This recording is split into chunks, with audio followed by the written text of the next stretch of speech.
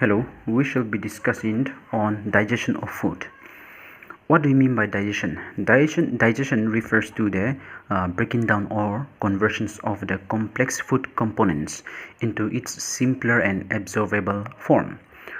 Now, the process of digestion of food is completed by mechanical and chemical processes. When we said mechanical, we are referring to the crushing of the solid food particles, and when we say chemical processes, we are referring to the enzymes, action of the enzymes. So when the food enters into the buccal cavity performs two major functions. The first function is mastication of food. The second is facilitating swallowing. So mastication refers to the crushing and the mixing of the food particles. So teeth, tongue in the buccal cavity along with the saliva help to masticate and mix food. Once the food is thoroughly mixed, the mucus in the saliva help in lubricating and adhering the masticated food into a solid ball called as the bolus. So bolus is the solid ball of food that has been mixed and been added by the mucus of the saliva. So this bolus is then passed into the pharynx and into the esophagus by the process called as swallowing or deglutition. Now the saliva in the mouth contain basically two type of enzyme, that is salivary amylase and lysozyme. So digestion of food starts from the mouth itself. The component of foods such as carbohydrates are broken down into simpler form by the enzyme, that is salivary amylase. About 30% of starch, that is carbohydrate, is being hydrolyzed by this salivary amylase, and the enzyme lysozyme is an antibacterial agent, and this lysozyme is also found in the saliva of the mouth. So this antibacterial agent kills the bacteria that is found in the food component, and hence it prevents from further infection. Now the mucosal layer of the stomach has gastric glands that contain three major layers. The first layer is the mucous neck cell that secretes mucus. The second is the peptic or chief cell that secretes pepsinogen. The third is the parietal or oxyntic cells that secretes acids such as hydrochloric acid and certain intrinsic factors that is essential for absorption of vitamin B12.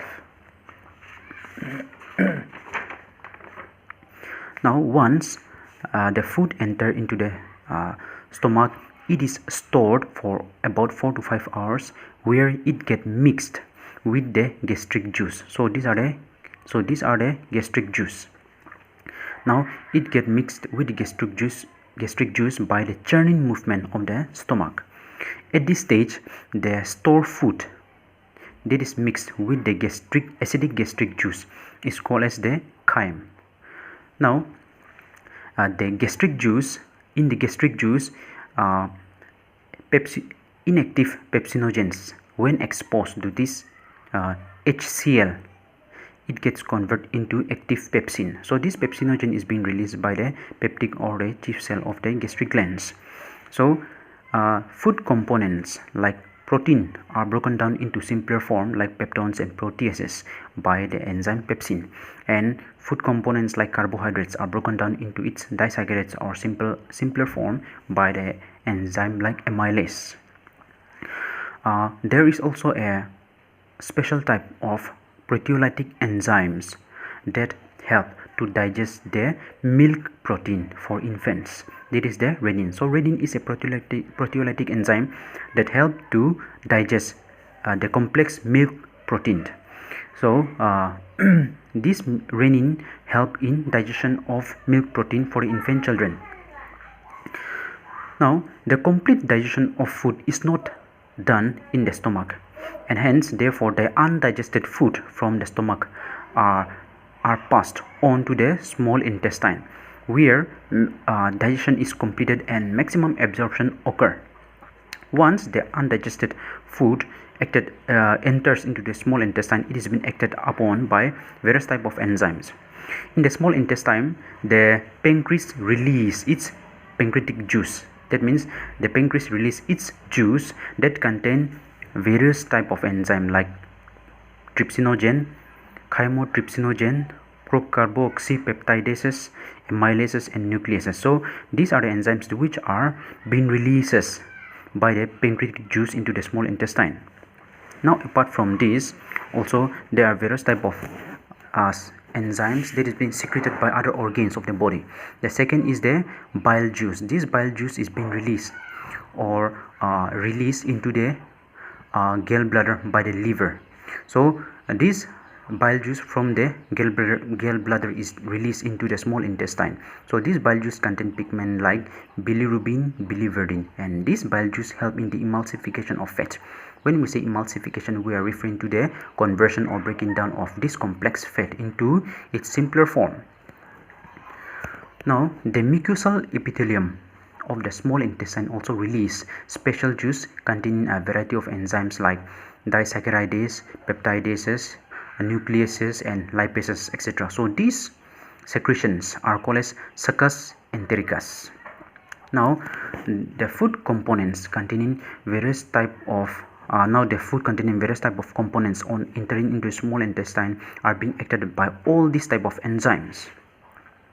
The food components such as protein and peptones are being acted upon by trypsin or chymotrypsin that converts protein into dipeptides. Now these dipeptides is then further acted upon by this dipeptidase that convert it into the simplest form, that is amino acid. Second is carbohydrates or starch. This carbohydrate is also called as starch. So this carbohydrate is acted upon by amylase enzyme that convert carbohydrate into disaccharides, and this disaccharides is being converted into its monosaccharide, that is glucose by the enzyme like disaccharidase. The third is the food components like fats are being converted into its diglycerides form by enzyme lipases, and these diglycerides are being converted into its monoglycerides by enzyme lipases. The next one is nucleic acids are being converted into its nucleotides by enzyme nucleases. The nucleotides are being converted into nucleoside by nucleotidases, and these nucleosides are being converted into its simple form, that is sugar and base, by enzyme like nucleosidases.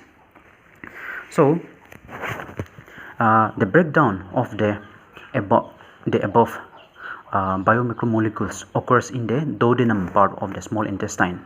Now the simpler form that is being converted by various enzymes, that is sugar plus base, the glucose, and all these amino acids are being absorbed by the duodenum and then ileum part of the small intestine, where absorption of food takes place. The remaining undigested and the unabsorbed food are passed into the large intestine as feces. So this undigested and unabsorbed food form the feces, where it enters into the cecum part of the large intestine, and from this cecum it is then passed on to the rectum, where it is temporarily stored before it is being released out from the body from the anus. So this is how digestion and absorption occur, plus the removal of the undigested and unabsorbed food also occur.